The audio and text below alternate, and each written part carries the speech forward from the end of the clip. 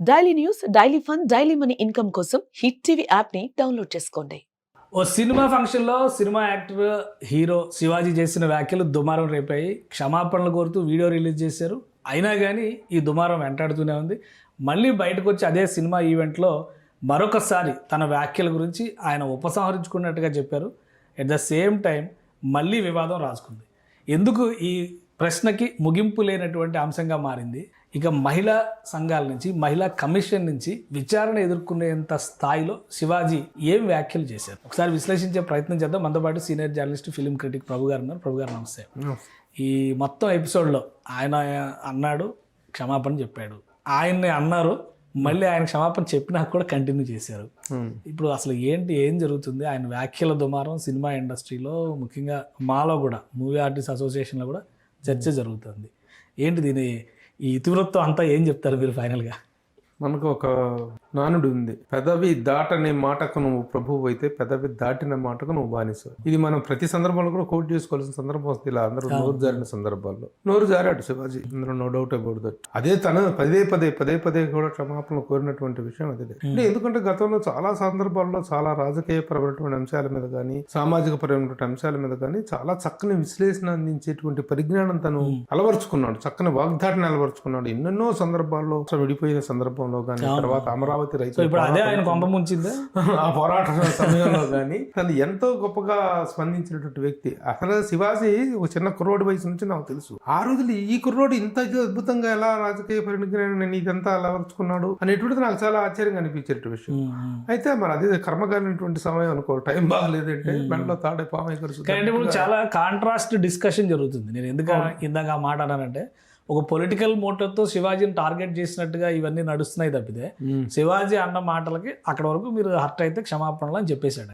నా అభిప్రాయం, నా వ్యక్తిగత అభిప్రాయం మాత్రం అలాగే ఉంది, దాని మీద ఏ మార్పు లేదని చెప్పాడు. కానీ ఆయన్ని విపరీతంగా టార్గెట్ చేస్తున్నారు. అది కూడా ఆయన కూడా ఫీల్ అయ్యాడు, నన్ను కావాలని టార్గెట్ చేస్తున్నారు, నాకు అర్థం అవుతుంది, ఒక మాట జారేమో పడుతున్నాము అన్నాడు ఆయన. ఎందుకు ఇంత దుమారం వస్తుంది? ఒక శివాజీనే కొంతమంది వీడియోలు చేశారు, కొన్ని వీడియోలు పెద్ద సినిమా పాటలో కూడా ఏ పదాలు ఉపయోగించారు, మరి అక్కడ ఎందుకు అడగలేదు, క్షమాపణ ఎందుకు అడగలేదు, ఇది తప్పు అని ఎందుకు అనలేదు అని చెప్పని ఎవరైతే శివాజీని టార్గెట్ చేస్తున్నారో వాళ్ళ ఫోటోలు అన్ని వేసి కూడా మళ్ళీ వైరల్స్ అవుతున్నాయి. సో ఇది ఒక పొలిటికల్ టర్న్ గా మారిపోయింది. ఇది పొలిటికల్ టర్న్ తీసుకున్నంత విషయం కాదు, కానీ ఎక్కువగా సోషల్ మీడియా అనేది వచ్చిన తర్వాత ప్రతి ఒక్కళ్ళ దగ్గర నుంచి కూడాను ఆ స్పందనలు అనేటువంటి తీవ్ర స్థాయిలో రావటం అనేటువంటిది మనం కలర్ చూస్తూ ఉన్నాం. దాంట్లో ఇది కానీ ఇంకా పొలిటికల్గా కూడా ఉండవచ్చు దేని మేబీ. ఎందుకంటే అతను మొదటి నుంచి కూడా రాజకీయంగా ఎలాంటి స్టాండ్ తీసుకున్నాడు అందరికి తెలుసు కాబట్టి అపోజిషన్ నుంచి కూడా కొంత ఇదిగో దొరికింది కదా అవకాశం అని చెప్పేసి ఉతికే అవకాశం కూడా ఉంది. అది కూడా జరుగుతున్నట్టుగా మనం భావించడంలో తప్పేం లేదు. ఇండస్ట్రీలో ఏమనుకుంటారు? అసలు ఇండస్ట్రీ లోపల వ్యక్తులు ఏమనుకుంటారు? మీరు మాట్లాడతారు. ఇండస్ట్రీ లోపల వ్యక్తులు ఏముంది, ముఖ్యంగా ఇట్లాంటి వాటి మీద స్పందించలేదు movie artist association. Movie artist association ఎప్పుడైతే సారీ చెప్పాడు అతను, వెంటనే మూవీ ఆర్టిస్ట్ ఒక వివాదం సర్దుమన్నట్టే తీసుకుందాం, మనం దీని మీద చర్యలు అయ్యా ఉంటాయి, సారీ చెప్పకపోతే మనం చర్య తీసుకోవాల్సి ఉంటుంది కానీ సారీ చెప్పాడు కాబట్టి there is no other controversy, no more controversy అని విష్ణు వివరణ ఇవ్వడం జరిగింది. రిలీజ్ చేశారు అది దేర్ ఇస్ ద మ్యాటర్. ఇక రేపు పొద్దున 27వ తారీఖున తను ఉమెన్ కమిషన్ ముందు హాజరు కావాల్సినటువంటి పరిస్థితి ఉంది కాబట్టి హాజరు అయిన తర్వాత ఆయన ఇచ్చిన సమాధానంతో ఉమెన్ కమిషన్ సంతృప్తి చెందితే ఓకే, సంతృప్తి చెందకపోతే ఏంటి పరిస్థితి అనేటువంటి దాని మీద మనం డిస్కస్ చేస్తుంది. ఈ లోపలికి ఎవరు చెలవాలి పొలంలో ఎవరు మాట్లాడుకుంటున్నారు. ఎందుకు అంత టార్గెట్ చేస్తున్నారు ఆయన్ని? చాలా అది ఎవరైనా చేస్తున్నారు. ఇలాంటి సందర్భంలో నోరు జారితే ప్రతి ఒక్కరిని టార్గెట్ చేస్తున్నారు. యాక్చువల్గా అక్కడ జరిగినటువంటి వివాదానికి దీనికి ఎలాంటి సంబంధం లేదు. ఇది అతను చాలా విషయాలు తీసుకొస్తారు ఇందులో. ఇప్పుడు పెద్ద సినిమాలో పాటను ఒకటి ప్రస్తావిస్తున్నారు. ఈ ఓపెనింగ్స్కి వెళ్తే జరిగిన ఇన్సిడెంట్స్, ఒక 2-3 ఇన్సిడెంట్స్ జరిగినాయి ఈ మధ్య. అసలు పెద్ద సినిమాలో పాటలకి ఈ ఇన్సిడెంట్కి ఏమైనా సంబంధం ఉందో, ఆ పదాలు ఉంటుంది. రేపు సినిమా రిలీజ్ అయినప్పుడు సెన్సార్ వాళ్ళు చూసి సెన్సార్కి సంబంధించినటువంటి మ్యాటర్ అది, దాన్ని దీంట్లోకి లాగటం ఏమన్నా ఇది ఉందా?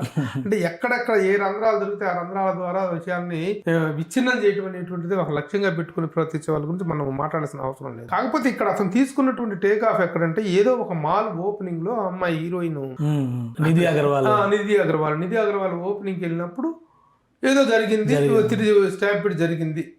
అసలు ఆ స్టాంపిడ్ జరగడానికి ఉన్న ఆ విషయాన్ని ఉట్టంకిస్తూ శివాజీ మాట్లాడింది కూడా కరెక్ట్ కాదు. అసలు అది అక్కడ జరిగింది ఏంటంటే, that was a 100% 200%, 1000% it is a security failure. Failure. అది ఆ మాల్ అనేటువంటిది ఒక ఇరుకు ప్లేస్ లో ఉంటుంది అది. అవును.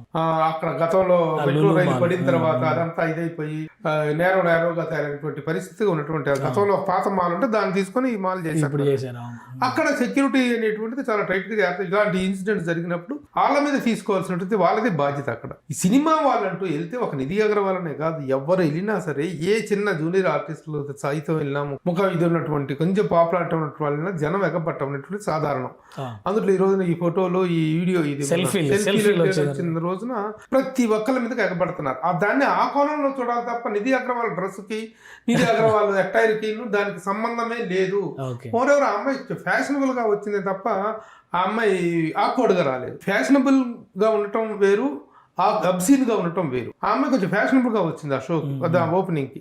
ఆ ఇదిలో శివాజీ దాన్ని టేక్ ఆఫ్ తీసుకొని దాంట్లో తన బాధను వ్యక్తం చేస్తూ, కన్సర్న్ వ్యక్తం చేస్తూ మాట్లాడాడు.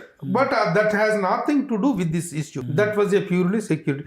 ఒక హీరోయిన్ ఏంటి, హీరోల బర్త్డేలకు వెళ్ళిపోయి చిన్న ఒక రోజు ఒక సందర్భంలో నేను కల్లారా చూశాను. నాగార్జున గారి బర్త్డే అన్నపూర్ణ స్టూడియోలో ఫ్యాన్స్ అందరం మధ్య జరుగుతుంటే అందరినీ మాక్సిమం కంట్రోల్ చేస్తున్నారు, సెక్యూరిటీ వాళ్ళు చేస్తున్నారు. ఒకడెవడో వెళ్ళిపోయి ట్రాఫిక్ నాగార్జున ఎలా వాటేసుకొని నడువులు ఎముకలు ఎరిగే అంత గట్టిగా వాటేసుకున్నాడు. వదులు అని నాగార్జున ఎంత అరుస్తున్నా వాడు 10 మినిట్లలో వాడు తీసి పెట్టి లాగిపెట్టి ఒక్క కొట్టి లాటి తీసుకుని ఎంటబడ్డాడు. ఏం చేస్తాడు, తన సెక్యూరిటీ తను చూసుకోవాల్సి వచ్చింది. ఆ టైంలో చుట్టేటోళ్ళు పరుగులు పెట్టారు, లాగిపెట్టి కట్ట తీసుకుని ఎంటబడితే అభిమానుల మీద లాఠీ చార్జ్ చేసిన నాగార్జున అభిమానులు కొట్టి తొక్కలు ఏం చేస్తాడు. ఆ విధంగా ఎంతమంది స్టార్స్ జరుగుతున్నాయి, చిన్న జూనియర్ ఆర్టిస్టులు అయితేనే జరుగుతున్నాయి. ఆ యాంగిల్ కూడా ఒక హీరోయిన్లకు మాత్రమే జరిగింది, జనం ఎగబడ్డారు అనేటువంటిది కరెక్ట్. మరి శివాజీ ఎక్కువ మగపతి క్యారెక్టర్ లో ఇన్వాల్వ్ అయిపోయాడు పూర్తిగా. అదే డైరెక్షన్, అదే స్టైల్, డైలాగ్స్ కూడా అవే చెప్తున్నాడు. అవునవును. ఆ మంగపతి క్యారెక్టర్ దాంట్లో ఇన్ఫ్లుయెన్స్ అయినట్టు. ఇన్ఫ్లుయెన్స్ మొదటి ఇది ఇన్ఫ్లుయెన్స్ కాదు కదా, మొదటి నుంచి కూడా, ఫస్ట్ నుంచి కూడా అంతే. ఒక ఆర్థడాక్స్ యాంగిల్ లో ఆలోచించేటువంటి వ్యక్తి.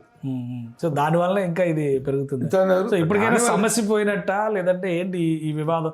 సో ఎలక్షన్ ఇక్కడ ఉన్నటువంటి కమిషన్, మహిళా కమిషన్ తీసుకునే చర్యలు తీసుకుంటుంది. ఇండస్ట్రీలో అయితే వివాదం సమస్య పోయిందని అనుకోవచ్చా? సమస్య పోయింది, అతను సారీ చెప్పడంతో అది సమస్య పోయిందని అనుకోవాలి. లేదు ఇంకా ప్రొలాంగ్ చేస్తాం అనేటువంటి అవతల వాళ్ళు అనేట్లయితే దానికి మద్దతు చెప్పేవాళ్ళు ఉన్నారు, ఇటు మద్దతు చెప్పేవాళ్ళు ఉన్నారు. ఏం తప్పు అన్నాడమ్మా, ఏమన్నాడు తప్పు?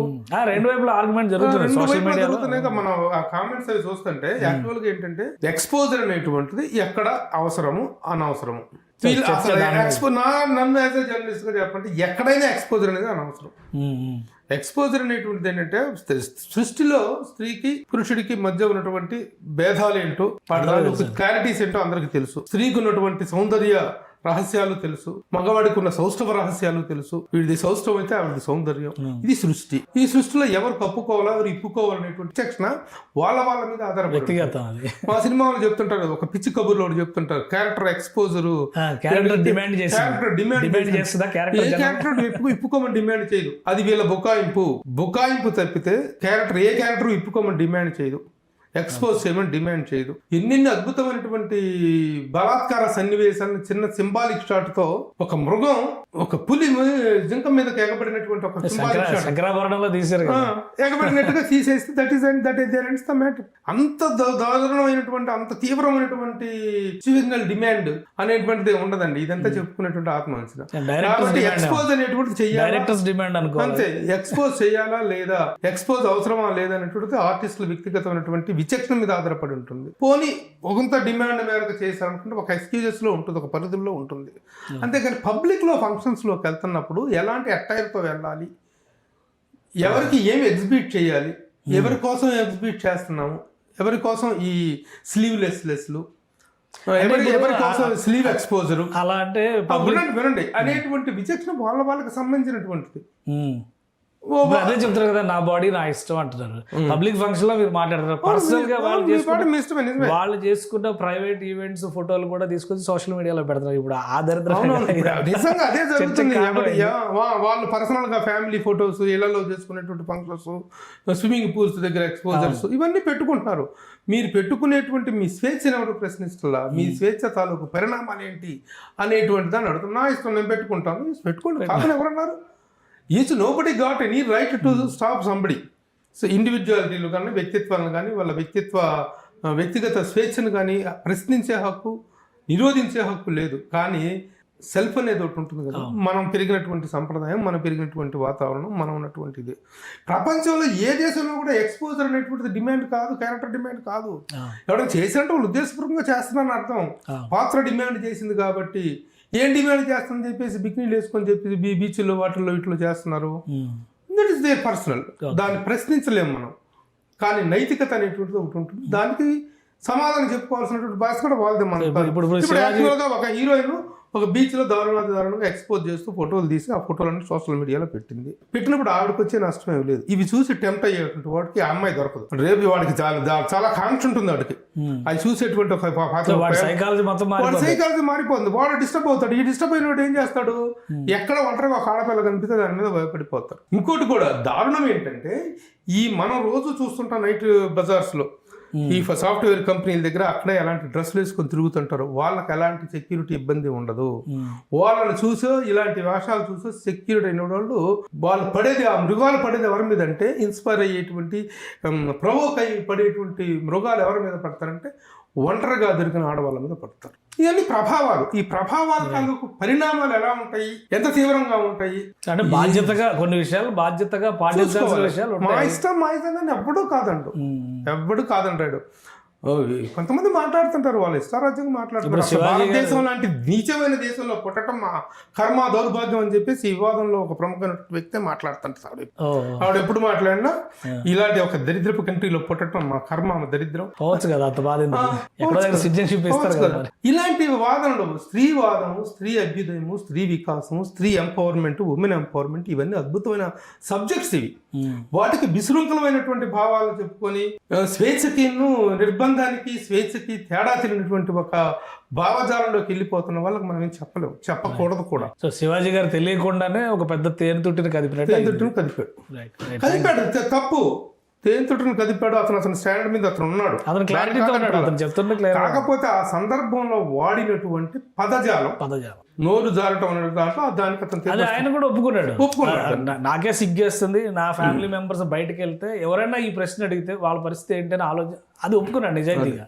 కాబట్టి స్టాండ్ ఒకటి క్లారిటీ. కాబట్టి ఈ స్త్రీవాదులకు కానీ, స్త్రీ అభ్యుదయవాదులకు కానీ, లేకపోతే మేము ఫెమినిస్టులు అనేటువంటి వాళ్ళందరికీ కానీ, వాళ్ళని మీ మీద మాట్లాడే వాళ్ళకి కానీ మనం చెప్పాల్సింది ఏంటంటే, రెండింటికి మధ్య ఒక చిన్న సరిహద్దు గీత ఉంటుంది. అది అర్థం చేసుకోవాలి. అది అర్థం చేసుకోవాల్సినటువంటి అవసరం ఉంది. స్త్రీ స్వేచ్ఛ, స్త్రీ ఉమెన్ ఎంపవర్మెంట్, ఇవన్నీ అద్భుతమైన కాన్సెప్ట్స్. ఇవి వాటి కోసం పోరాటం అంటే ఈ ప్రదర్శనల కోసం పోరాటం కాదు.